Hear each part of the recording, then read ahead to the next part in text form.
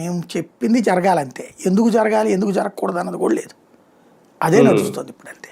అంటే ఇప్పుడు 2 ఏళ్ళు అయిపోతుంది సార్, రెండు విద్యా సంవత్సరాలు గడిచిపోతున్నాయి.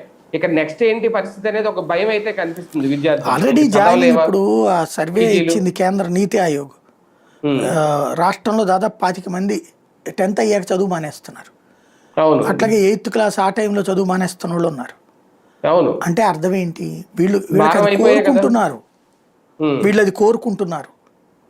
వ్యాపారస్తులకి గుమస్తాలు దొరుకుతారు, పారిశ్రామికవేత్తలకి కూలీలు దొరుకుతారు, భవనాలకు సంబంధించిన బిల్డర్లకి కూలీలు దొరుకుతారు.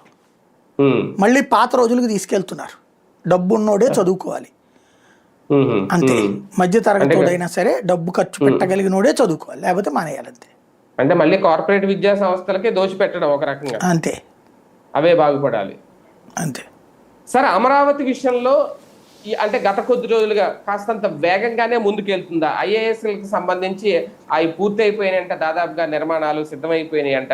అలాగే మొన్న ఏదో అంటే వీళ్ళు రాసుకొస్తున్నారు, కంప తొలగించడానికి ఎంత పెడతారు, ఒక పక్క డబ్బు వృధా అవుతున్నా సరే, వేస్ట్ చేస్తున్నా సరే, మరో పక్క నిర్మాణాలు అయితే వేగంగా పూర్తవుతున్నాయి అనుకోవచ్చు.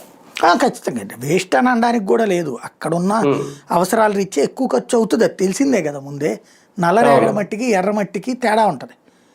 పొలాల మట్టికి పొలాలలో మీరు